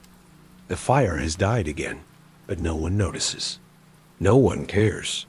People move in quiet loops, stirring pots without flame, folding cloths that no longer matter, eyes distant, hands mechanical. Then the sound comes. A horn, not faint and distant like before, but near, vibrating through walls and into bone. It's not a scream, it's a summons, long, low, final. The kind of sound that doesn't alert, it confirms. In the yard, Boots strike stone in rhythm, not panic. You drift into the corridor, just as the soldiers begin forming lines. Their movements are quick, precise, unspoken. Above, from the wall, a voice calls, sharp and clean, "Shields up." Another, "Archers to the east tower." You don't even realize you've started moving toward. The sound of you're beneath the arch again, your fingers tight around a crate of dried meat garin shoved into your hands. "To the kennel block," he said, voice hollow. "For the dogs. If..." He didn't finish. You didn't ask. The crate feels too light, but you carry it anyway. Past the stables where horses are being saddled with urgency that feels rehearsed, not frantic. Their eyes dart wide. One kicks at the snow, sensing something no man can see. A girl with a ripped apron stumbles past, clutching a bundle of arrows. A soldier catches her, sets her on her feet, and continues without a word. A lone hound howls, not barking, not wild, a slow, guttural rise from somewhere deep inside, like mourning something not yet lost. Sansa passes once more, her steps measured, her face unreadable, lips tight with some unseen weight. Her eyes scan the room as though mapping memories she expects to become ruins. And then you hear him, not see, just hear. Ramsay's boots. No rush, no drag. Each step clicks like punctuation in a sentence. Only he understands. You flatten against the wall instinctively. He rounds the corner, his cloak trailing like smoke behind him. For a brief second, his eyes find yours. He does not speak, but he smiles. Not cruelly, not kindly. Just ... knowingly. Cold seeps into your chest like breath stolen from the snow. The horn hasn't sounded again, but something else has taken its place. At first, you think it's your imagination, some echo behind your ribs, a phantom beat, like the memory of a drum. But it doesn't fade. It repeats. It deepens. It spreads. The floor beneath your boots, the walls along the corridor, even the iron pans on the shelf. They all begin to hum. A low, dull vibration, not constant but pulsing, like a slow heartbeat rising from the earth itself. You step outside, and the sensation grows clearer. It's not coming from the air. It's coming from below. The snow shudders in brief patterns, disturbed not by wind, but by something heavier, larger, farther, yet closer by the moment. Someone near the main gate whispers, "It's the march." Another corrects him, almost in reverence, "The charge." Neither is wrong. The sky has darkened in tone, though the sun remains, smothered behind thick northern clouds. You see your breath clearly now, not because of the cold, but because the world seems to have gone too still around you, like your body is the only thing left moving. Soldiers line the walls, adjusting their grips on spears and bows. They do not speak anymore. Even Ramsay hasn't been seen in minutes. The calm that once felt like arrogance has shifted into something else. A breath held too long, a silence that begins to sting. Inside the kitchens, no one pretends anymore. No chopping, no boiling, no laughing.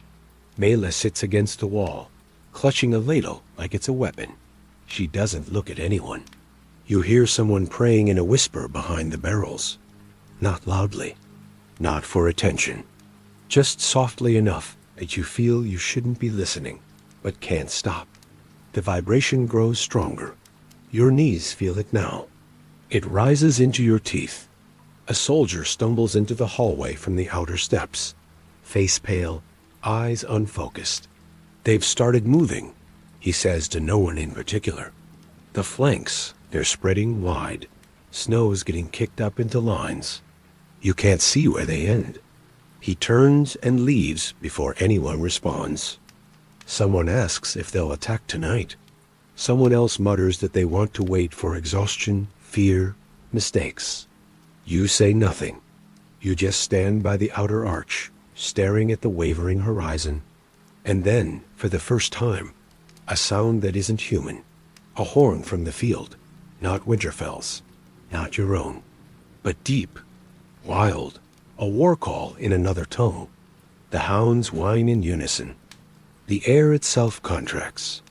And somewhere in the southward fields, where the banners of House Stark rise again, the snow moves, not from wind, but from the weight of too many men moving as one. The gates begin to open. You hear it before you see it. The slow, grinding pull of wood and iron, the groan of hinges rarely used, the barked orders that bounce from stone to sky, and then the deep thud of boots. Dozens, then hundreds. Rhythmic, heavy, certain. It doesn't sound like men walking. It sounds like the castle itself is exhaling, sending out all it has to meet what waits beyond the white. You press yourself beside the archway, hands trembling not from cold, but from stillness. No one moves around you. The cooks, the stable hands, the hound boys, all have gone quiet, as if frozen in place by the weight of what they're witnessing. Even Mela, who always talks, even when no one listens, only grips her apron like it might hold her in the present. From your shadowed corner, you can see them pass. The Bolton men first, tall, pale-eyed, draped in sigils that never looked like they belonged to any real house, only to something darker. Shields with flayed men, leather dyed red in ways you'd rather not imagine. Some laugh as they march, low and guttural. Others keep their heads down, already inside the place where killing begins. Then come the hounds, not in cages, not on leashes. They trot alongside the soldiers as if they too had been trained for this exact moment. One stops briefly at the gate, sniffs the snow, then lets out a short, sharp bark, not warning, recognition. You see small John Umber on a black horse, towering above the rest, like a dark tree against the snow. His voice cuts through the wind. Hold line until they're in range, then let them run. Behind him, carts of spears, banners, riders. And then, finally, Ramsay. He moves differently. Not hurried, not tense. He rides slow, alone, just far enough ahead that everyone can see him. His expression is calm, almost curious, as if he's riding not to war, but to watch something bloom. He doesn't look toward the kitchens, but as he passes the gate, his head tilts ever so slightly, just enough that you feel it, that he knows who's watching. And then they're gone. Not vanished, but absorbed into the white field. The gates remain open a moment longer, like a mouth too tired to close. Then, slowly groaning again, they begin to shut. The sound echoes back into the castle like a drumbeat fading into silence. Inside, no one speaks. You hear only the wind now, and far beyond the walls, the first crack of a distant war horn. You didn't see it with your own eyes. Not clearly, not directly. You were near the east window in the pantry, setting down a crate of dried roots, when a shift in the silence made you turn. Not a sound, not at first, but a change in pressure, like the castle itself inhaled and held its breath. Out in the white field beyond the gate, the army had stopped moving. No charge, no clash, just dot, dot stillness. Rows of men and horses frozen like carvings in frost. And in the center, something small. A boy, maybe? No armor, no shield. A blur of dark against the pale. The kitchen went quiet as one by one. Those near windows began to lean forward. Who is that? Someone muttered. No one answered. Then the shout came, not from Ramsay, but someone echoing his command. Run. The boy ran. You could barely make out the shape. Legs too thin. Hair wild. Darting forward with all the force of fear. Across that monstrous open space, toward nothing but emptiness. And then another sound. Not the thunder of hooves. A snap. A whisper. A single string loosed into the wind. Somewhere in the line, a soldier laughed. Another snap. Another arrow. You gripped the windowsill, knuckles whitening. Someone beside you whispered, Is that the Stark boy? You turned to ask who they meant, but then you heard it. A scream from the wall, not a soldier's, a woman's. One of the servants dropped a tray of tin plates. No one looked down. Every face remained fixed on the field. The boy had almost reached the halfway mark. Then the third arrow came. There was no scream, no cry, just motion, and then the absence of it. He fell like a thread snapped from a tapestry. So fast, so final, it almost didn't register. Just a shift in the pattern of the snow, and the stillness broke. Not with words, with war. A roar erupted from the field. Not Ramsay's men, but the others. Stark men, wildlings, something primal and ragged. And then, hooves, steel, dust, the clash began. You stepped back from the window, your throat dry, your ears ringing. Mela looked at you. Was that really? You couldn't speak? Because even from here, even from behind thick stone walls, you could still see it, the thin body lying in the snow, and Ramsay, somewhere beyond, smiling in the silence he'd created. It begins like thunder, not above, but beneath. A shudder rolls through the stones of Winterfell, and the air inside the kitchen shifts with it. Knives clatter. Pans swing from their hooks. The doorframe groans as if the castle itself is unsure whether to hold or collapse. Outside, war has begun. You can't see the field anymore, not clearly. The snow is lifting, kicked up into a rising storm of steel and movement. But you hear it. Gods, you hear it. Like 1,000 iron doors slamming at once. Boots slamming. Blades clashing. Horses screaming. That awful, desperate scream when muscle meets arrow and does not understand why it can't keep moving.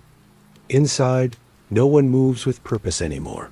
The kitchen is chaos. Someone knocks over a vat of boiled roots. Someone else vomits into a sack of oats. A boy, one of the chicken pluckers, maybe 13, just curls up in a corner with his fingers in his ears, rocking as if that will stop the sounds from reaching him. You try to leave, not because you're brave, because you can't stay still. The hallway outside is full of shouting, but it's not commanders anymore. It's fear. The voices are sharper now, disordered. Bring the bandages. We need water. Where is Mela? Words thrown like buckets against a rising tide. A man stumbles in from the courtyard, soaked in red. Not his, he says. Probably not. He's not sure. He holds his side anyway. Someone grabs him, sits him down. You move aside. Your hands find a cloth, without you thinking. You press it against his ribs. He hisses, but doesn't stop you. Another horn, shorter, closer. You glimpse a sliver of the wall through the hallway. A flash of fire. Not from torches. Something bigger. Something hurled. And the dogs begin howling. Not barking, howling. Long, keening, unnatural sounds that bounce off stone and settle into the pit of your spine. You move back inside. The heat is unbearable. Or is it cold? You can't tell anymore. You keep hearing your own breath. You keep hearing your own heartbeat. Only it's not yours. It's the battle's. A cart of wounded arrives by the rear gates. You don't remember who says it, but someone does. They're not retreating. They're circling. You don't know what that means. You don't want to. But when Mela finally looks you in the eye, her face pale and soaked in sweat, she says only one word. Trapped. The courtyard is a wound now. Men pour through the back gates in waves, limping, bleeding, screaming. Some are carried. Others drag themselves. No order. No ranks. Just flesh and fear. Their faces are white, not from snow, but from shock. Like they've seen something no eye should hold. You hold open the pantry door for a soldier with half his armor missing. He doesn't thank you. Just stumbles through and collapses near the water barrel, clutching his leg and muttering, "They closed us in. They closed us in." No one asks what he means. No one dares. Inside the great hall, the floor is slick with melted snow and blood. The healers are gone, scattered, overwhelmed, or outside. Cooks become assistants. Stable hands become stretcher bearers. You hand Mela a bundle of clean cloth, but she doesn't look up. She's kneeling beside a boy, no older than 15, his shoulder torn open. His mouth moves, but no sound comes out. You think he might be praying, or cursing, or calling for someone long dead. From the gatehouse, a shout, not a command, a scream. You hear the clang of something dropped, then silence, then a different voice, shriller. There in the trees. Gods, they're behind. Then the horn blows again, twice, sharp, urgent. Inside, the air collapses. You press yourself against the stone, heart hammering. Someone grabs a kitchen knife and backs toward the corner. Just in case, they whisper. Just in case. Through the window, you see only fog and motion. Snow churned into mist. Shadows moving. Too many, too fast, and not all from the same side. You catch a glimpse of a man trying to scale the battlement, only to fall backward with a sound that shouldn't echo, but does. More wounded arrive. Some don't scream anymore. They just shake. You try to help. You really do. But your hands don't work the way they used to. Your fingers won't stop trembling. Someone yells that the flanks are folding. Someone else says they saw Ramsay smile. You don't know what's true anymore. But the dogs are still howling. And from deep in the yard, a single voice rises, not in command, not in hope, but in disbelief. Where's Jon Snow? From the narrow arch of the northern wall, you see it all unfold, not like a story, but like a fever. The snow, once pure, is now churned to mud and red. Not a battlefield, a mire. Men don't stand anymore. They sink into the blood, into the cold, into the madness. Blades clash, not in rhythm, but in desperation. There's no order now, no formation. Just bodies, and in the center, the swirl. You don't know who commands anymore. You see the wildlings charging like wolves, loosed from 1,000 winters. You see the Bolton men braced, spears leveled, shields overlapped, like teeth in a closing mouth. And then, collision. Not the sound of metal, but the sound of lungs emptying, of ribs giving way. Arrows arc overhead in black clouds. Some fall into friend, some into foe. No time to aim. Just release and hope the gods are watching. A riderless horse crashes through the ranks, its side torn open, its breath steaming like a dying forge. It falls near the center and does not rise. Somewhere, near the far edge, a giant stirs. Not a man, a myth, tall as a tower, swinging a tree as a club. You hear the men scream, even from ear. You feel it in your gut. Not awe, dread. You catch sight of a man, cloaked in black, sword high, cutting through the chaos toward the center. Every few steps, he disappears behind the swell of bodies, then reappears, breathless, bloodied, unstoppable. That's him, someone whispers beside you. That's Jon Snow. You squint, you don't know. You want to believe. But the field is a whirlpool now.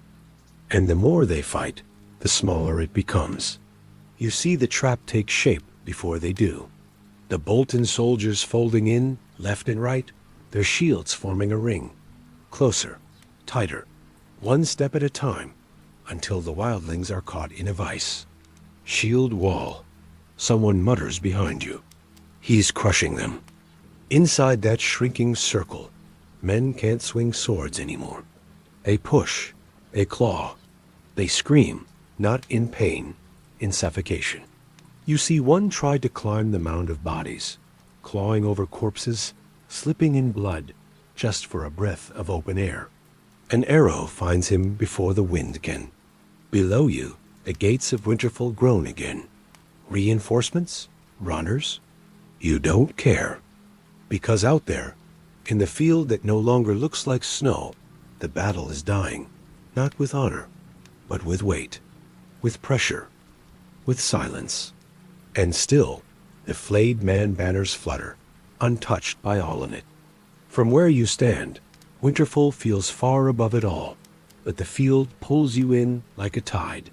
No matter how thick the walls, no matter how high the towers, the battle below coils around your throat. The circle is smaller now. You see it clearly. A ring of Bolton shields, methodical, precise, stepping inward like the slow turning of a gear. Inside, the wildlings and the northern men thrash like fish in a drying net. It's not fighting anymore. It's breathing, choking, clawing. A red whirl of elbows and backs and falling bodies that never rise again. And in the middle, still him, the man in black. Sword swinging in tight arcs now, not to kill, but to make space to breathe, to stand, to stay above the crush of collapsing life. At times, you lose him entirely, swallowed in a tide of blood and flesh. Then, a heartbeat later, he bursts up again, coughing, gasping, swinging, as if even death isn't sure what to do with him. Bolton archers on the flanks are still loosing arrows, not at a target, but into the circle. At this range, they strike all sides. You see men fall, and no one turns. No one catches them. The bodies simply vanish into the heap. Then a roar. Not human. Low and deep, like mountains splitting. The giant is still alive, still raging. You see him near the rim, smashing into the shield wall like a battering ram made of bone and wrath. Spears pierce him. Arrows cover his chest like thorns on a dying tree. Still, he swings. The Bolton formation quivers for a breath, and then adjusts. It takes more than a myth to stop the machine. Behind you, someone whispers, "It's over." But the battle isn't. Not yet. Another surge from the trapped men. You see them push outward, shoulder to shoulder, shouting something you can't hear. Their line bends the wall for a moment. A scream goes up. A man leaps clear, then another. But most don't make it, because the circle doesn't break. It feeds. And you, from behind the ancient stones of Winterfell, can do nothing but watch as men vanish beneath each other. Not from blades, from suffocation, from the weight of bodies, from the hunger of silence. You think you see Jon again, crawling over corpses now, trying to breathe, his face covered in blood and mud. Then the wind shifts, and he disappears again into the earth. And you realize there is no up in that field anymore, only down. You don't know how long you've stood there, hands frozen to the stone ledge, breath fogging in shallow bursts. The field below is no longer a field. It's a grave that hasn't finished closing. You've watched the circle tighten, watched men disappear beneath men, watched the snow drink every name. And then it happens. Not in sound, but in motion. Far along the ridge beyond the field, the tree line parts. Horses. Dozens at first, then hundreds. Their armor glints dully in the overcast sky, like knives hidden beneath storm clouds. At their front, a banner. Stark, the direwolf. The hair doesn't shear. It sharpens. You hear someone behind you gasp. A boy, maybe. Or the cook's niece. "The Vale," she whispers. "The bloody knights of the Vale." They do not announce themselves. They descend. The Bolton flank doesn't see them in time. The horsemen move like falling stars. Swift, sudden, angled to destroy. Lances lower, shields rise. The sound that follows is unlike the first clash. It's sharper. A rupture. As if the earth itself splits to let the charge pass through. The circle breaks. It doesn't crack. It shatters. Bolton men fall beneath hooves, not blades. Some flee. Others stand and are crushed. Inside the death ring, movement. Men in black rise like survivors from under ice. John is among them. You think. He doesn't lift a sword now. He lifts his eyes. To the ridge. To the banner. To the cavalry that turns the field from a trap to a storm. The giant charges again, now behind the horsemen, now screaming something guttural and ancient. This time the shield wall does not hold. It scatters like crows before thunder. And just like that, the field is not quiet anymore. It is roaring. You press yourself harder to the stone, unsure whether to shout or cry. Around you, the walls of Winterfell quake with sound, hooves steal voices. Inside the kitchen, someone prays aloud, not to win, just to live. The flayed man banners fall one by one, ripped by wind or blade. You see them hit the mud, drowned in their own arrogance. Then you hear a horn, close, from the gate. And you know what that means? They're coming home. The snow doesn't fall anymore. It flees. What once was sky is now dust, ash, and broken ground.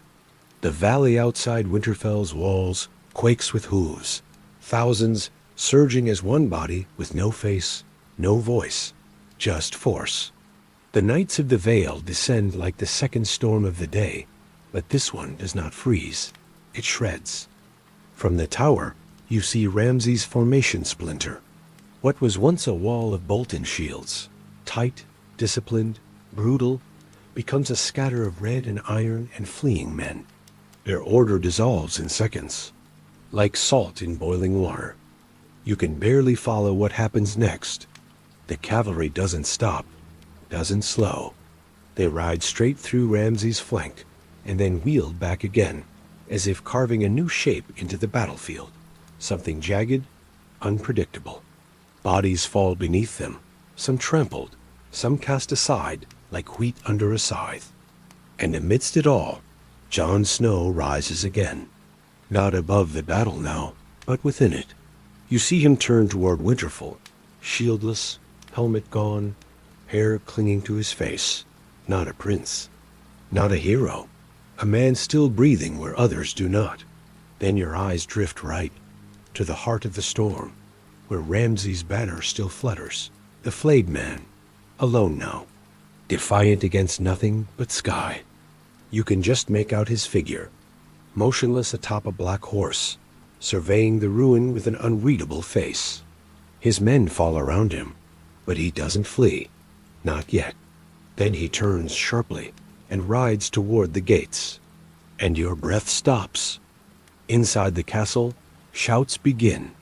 Confusion, celebration too early, panic that's just changing shape. You grip the stone ledge and lean forward, heart punching against your ribs. You see Ramsay vanish beneath the gatehouse, gone from view. Is it over? Someone asks behind you. You don't answer, because Winterfell's gates are no longer symbols. They're questions. And soon they will open. One notices. The fire crackles low. The bread burns. The pot boils dry. Still, no one moves. You and the other cooks crowd the arched window, eyes fixed on the shrinking chaos beyond the gate. The thunder of hooves has dulled. The wind no longer screams, and in that stillness, something shifts. Someone says it, barely louder than breath. It's over. No one argues, because the flayed man banner no longer flies. It hangs, torn and limp, caught on a broken shaft like a carcass in a snare. One of the younger boys leans close to you. His hands are trembling, still dusted in flour. That's Jon Snow, right? The bastard from the wall? You nod. Maybe, maybe not. But no one else wears that black cloak, stained and torn like something that refused to die. Another man, older, leans on the table, voice rough. He's in the courtyard. Gods, he's inside. What now? You all turn slowly, toward the main corridor, toward the path leading to the hall, to the yard, to the answer.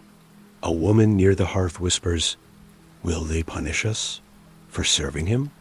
For cooking his meals?" They'll hang Ramsay, someone replies. But what about us? You feel it too. That weight, the uncertainty. You served. You cooked. You followed orders. But you fed him. That counts for something. Maybe too much. The youngest, barely taller than the counter, clutches the hem of your tunic. Will they make us leave? You don't answer. You're still watching the door. Still listening for footsteps. Not of soldiers, but of justice. And mercy. I heard the North remembers, someone says, with a bitter laugh. You don't know if that's comfort. Or a warning. And so you stand there, all of you, shoulder to shoulder, wrapped not in cloaks, but in the silence of surviving the wrong side of history, waiting for someone to tell you what kind of victory this is. The warmth of the oven no longer matters. You all huddle near it, not for heat, but for habit. The walls of the kitchen feel too thin now, like parchment stretched over truth. Every crack in the stone, every creak of the rafters, it all sounds like footfalls. Nobody speaks for a time. Then Harlan does, the butcher's apprentice with the crooked nose. He's dead, he says flatly, or will be soon. Jon Snow won't let him love. A silence answers. Not disagreement, just silence. And us? Asks Elna, the old woman who made onion broth every morning without fail. You think they'll hang us too? For boiling water? Snorts Garl, the tall one with the burn on his left cheek. For slicing roots? Come off it. You served him, Ilna says. You brought him stew when he asked. I saw you lick the spoon. You saw nothing, Garl snaps. But then he lowers his eyes. We all served him. I remember when he burned the kennel boy, whispers the flour-dusted boy from earlier, just for spilling grease near his hounds. And we ... We kept cooking. Didn't even speak of it. You looked down at your hands, still rough from carving meat, still stained with grease and old smoke. You don't feel guilty, but you don't feel clean either. I only ever spoke to him twice, says Mara, the girl who cleaned the trays. Once he asked if the pie was still warm. I said yes. He didn't look at me. And the second time, someone asks. He threw the pie at my feet. No one laughs. I heard Jon Snow has the blood of Ned Stark. Harlan says suddenly, maybe he's like his father. Maybe he'll be fair. Or maybe he'll want blood for blood. That lands like a weight across the room. You shift your feet. The floor creaks. A ladle clatters somewhere in the back, dropped by no one you can see. From outside, voices, orders, shouting, a gate being drawn shut. Closer now, not death, but something next. And all you can do is wait for it to knock on the kitchen door. The first to enter aren't kings or knights. They're soldiers. Silent, grim, coated in mud and blood that isn't theirs. Their cloaks are heavy with the weight of the battle still clinging to them. And they don't shout, they search. The gates close behind them with a sound that feels more final than any blade. The courtyard fills slowly with steel and eyes. And then the names begin. Herrick Bolton. No answer. Glenn the Tall. Weapons Master. A scream echoes from a stairwell. You stay frozen by the hearth. The stew you forgot to stir is burning, but no one moves to save it. Garl presses himself against the corner, jaw clenched. Elna grips the table like it's the only solid thing left in the world. The flour-dusted boy just shakes. More shouting. More doors kicked in. You hear a scuffle from the corridor outside. A crash. Then a voice you don't know. Low, calm, hard. Take him alive if you can. You see one of them pass by the kitchen entrance. A man in black armor, face pale and distant. He doesn't look at you. Doesn't slow. But the man behind him does. Just a moment. A glance into the kitchen. He sees you. Sees all of you. His hand doesn't move to his sword. His eyes don't narrow. He just nods and keeps walking. No orders. No accusations. just acknowledgement. Still, none of you breathe. Then a thudding, not footsteps. Dragging, 2 men pass again. Between them, a third bloodied, arms tied behind his back. He moans something, a name, maybe, then collapses forward. They're clearing the barracks, Harlan whispers. Looking for the guards. They'll come for us next, Ella says. No, you murmur, and only realize you've spoken when the others turn to look. You don't know why you said it. You just ... believe it. Something changed when that man looked in. Not pity, not warmth, but purpose. They aren't here for the cooks. They're here for the rot. And for the first time, you wonder, if you survived it, maybe you were never part of it at all. The snow falls again, but this time it's quiet, not angry, just ... falling.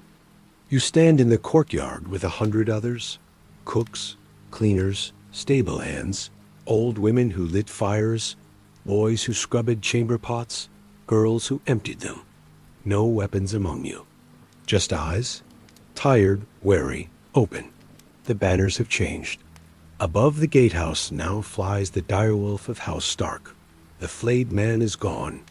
Burned, someone said, in the yard behind the kennels. No one mourned it.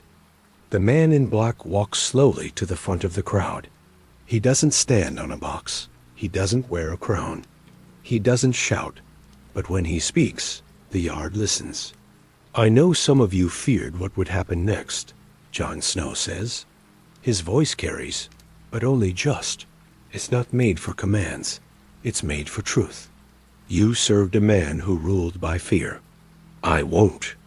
You feel a shift. Not in the air, in the shoulders of those around you. A loosening. I don't care what name you wore, what colors you cleaned, or who you fed. If you held no blade, if you raised no whip, then you are not my enemy. Someone beside you exhales. Long, loud, others follow. You live here, so live. This is your home now, as much as it ever was. But understand this. He pauses. There will be no more screams in the halls, no more hounds in the dungeons, no more blood spilled for sport or pride. He scans the crowd. His eyes find yours for a moment, and they don't pass through you. They stop. There is work to be done, rooms to warm, bellies to fill, graves to dig, a house to rebuild. Another pause. Help us do it. Then nothing more. He nods, turns, walks away. The snow keeps falling. No cheers, no weeping, just silence. And finally, something inside your chest, long frozen, begins to thaw. He walks away without another word.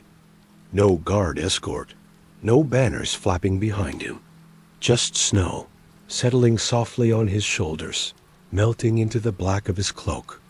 A few in the crowd murmur prayers. Others don't move. You don't either, not yet. Garl is the first to speak, voice hoarse.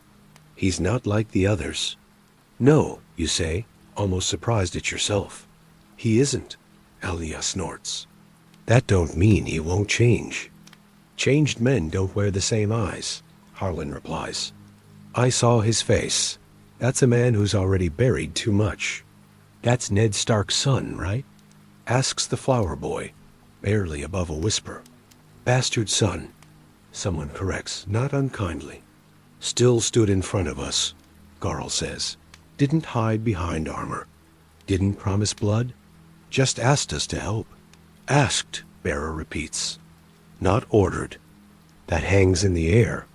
You look around. The courtyard still full of faces, some stunned, some skeptical, others already walking back toward their old duties. Not because they were commanded, because they can.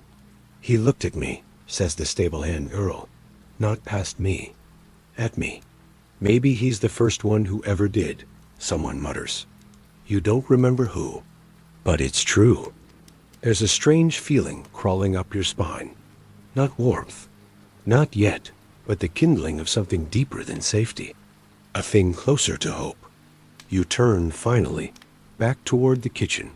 The pot will need scrubbing. The shelves are out of salt. The bread has burned again. But when you return to the hearth, you do so not with fear, but purpose. And this time, when you stir the pot, your hands don't shake. The kitchen smells different now. Not because the spices changed, you still have none. Not because the fire burns cleaner, it doesn't, but something in the air shifted. The smoke no longer coils with tension. It just rises. You stoke the hearth with the flat edge of the poker. Not hurriedly, not fearfully, just enough. A rhythm returns to your movements. Not the one Riggin taught. All speed and perfection under threat, but your own. Slower, steadier. Outside, the courtyard echoes with hammering and voices. Not shouting, not pain. Just commands, orders, work.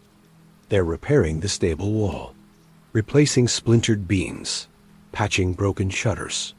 You watch from the kitchen arch as two boys, maybe no older than 14, hoist a bundle of kindling between them. One wears the night's watch black. The other has no colors at all. You hear boots behind you. A woman enters, one of the new guards Stark sent. She's tall, broad-shouldered, with a scar under one eye, and a way of moving that says she's been tired longer than you've been alive. I was told there's broth, she says. You nod and serve without a word. She takes the bowl, holds it for a moment. Then, you cooked for the Boltons? You hesitate, then nod again. She studies your face, then the bowl, then walks to the corner bench and eats. No threats, no judgment. When she finishes, she places the bowl gently on the counter. It was good, she says. You say nothing. But after she leaves, you find yourself smiling. For no reason. Or maybe every reason. Bera hums as she kneads dough in the corner. Garl is sharpening knives that no longer frighten you. Harlan is trying to build a new spit, muttering curses every time it leans. You glance toward the corridor. No barking, no torches. Just stone. Still. Cold. Honest. Winter still rules the land. But now, at least in this kitchen, it no longer commands your soul. You lift the ladle and stir. Days pass. Not many, not few. Just enough to forget how long they are. You rise before dawn again, but now it's by habit, not command. The cold still bites your fingers when you wash the pots. The meat still runs lean. The bread still falls too flat on cloudy days. But no one curses you for it. No one throws it to the floor. Under Jon Snow, the castle breathes differently. The shadows stretch the same, but no longer reach for you. Doors creak for age, not menace. Boots echo for purpose, not pursuit. Sometimes you see him, not often. A shape at the far end of the yard, speaking quietly to men with older eyes. He doesn't wear a crown, doesn't sit above, just walks, listens, nods. Once you passed him in the corridor. He didn't say anything, just looked up and nodded once, like before. That was enough. You sleep more now, not deeply, but without waking in sweat. There's a small boy in the kitchens, Karen from the stables. He watches how you slice onions. You show him how not to cry when you do it. He still cries anyway. You both laugh. Some mornings Elga brings in herbs from the yard, real ones. She says the new mester ordered them planted. You add them to the stew. Everyone notices. No one says it aloud, but they eat faster.